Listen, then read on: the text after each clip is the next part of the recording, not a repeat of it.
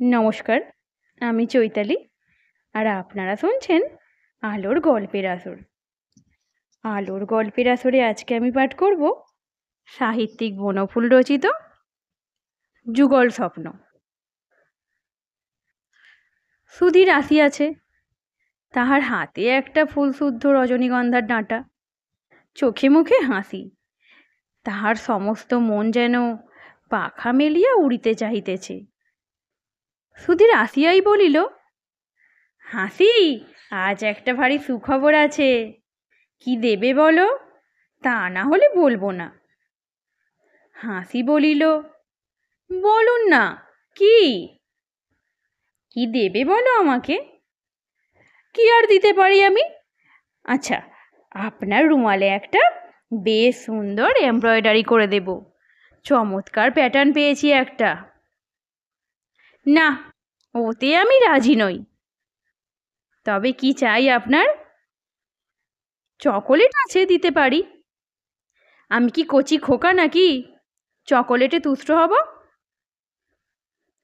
হাসি হাসিয়া ফেলিল, বলিল, তাহলে শুনতে চাই না। যান, এমব্রয়ডারি করে দেব বললাম, চকোলেট দিতে চাইলাম, তাতে যখন আপনার। সুধীর বলিল, চললাম তাহলে। হাসি আবার ডাকিল, বলবেন না কিছুতে? একটা জিনিস পেলে বলতে পারি, সেই যে সেদিন যা চেয়েছিলাম।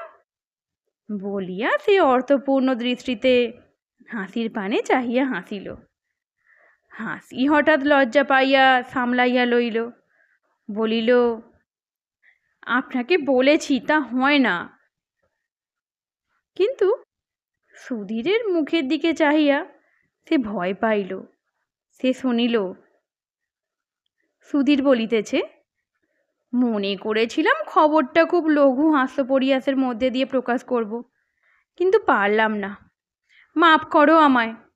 শুনে এলাম তোমার বিয়ে সাঁতরাগাছিতে সেই পাত্রটির সঙ্গে ঠিক হয়ে গেছে।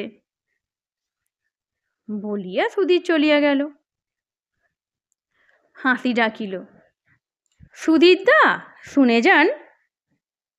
সুধীর ফিরিয়া আসে নাই। অলোকা আসিয়াছে। সেই অলোকা, যাহাকে একবার দেখিবার জন্য অজয় সমস্ত দিন অপেক্ষা করত, কখন সন্ধেবেলায় সে আসবে। অলোকা আসিয়া বলিতেছে, আচ্ছা অজয়দা, ইংরেজিতে পেট বলে কোনো কথা আছে নাকি? অজয় বলিল, হ্যাঁ আছে, পেট মানে মাথা। সত্যি? অভিধান খুলে দেখো, পেট মানে মাথা। আমাদের বরুণাদি তাহলে ঠিক বলেছেন তো? অজয় বলিল, আচ্ছা, মুন্ডুর ইংরাজি কি বলো তো? অলোকা মিটি মিটি তাকাইয়া বলিল, হেড। হেড মানেও তো মাথা।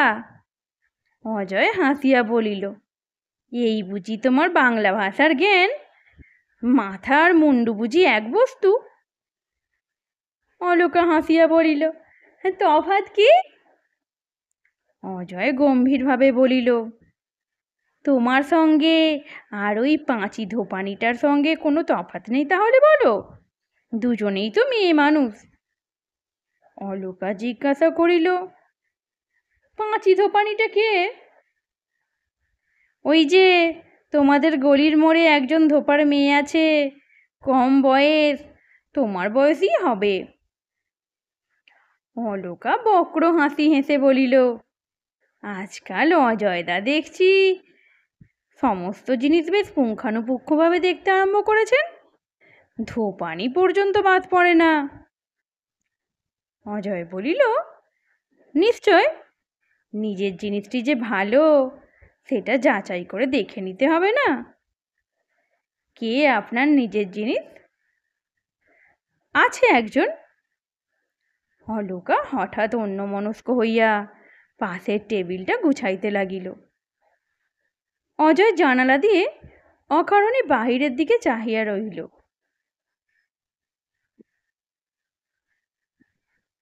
দুইটি স্বপ্ন দুইজনে দেখিতেছে। অত্যন্ত ঘনিষ্ঠভাবে দুইজন পাশাপাশি শুইয়া আছে, হাসির হাতখানা অজয়ের বুকের উপর। হাসি ও অজয় স্বামী স্ত্রী। আজকের গল্প এখানেই সমাপ্ত। গল্পটি কেমন লাগলো কমেন্টস করে জানাতে ভুলবেন না। ধন্যবাদ।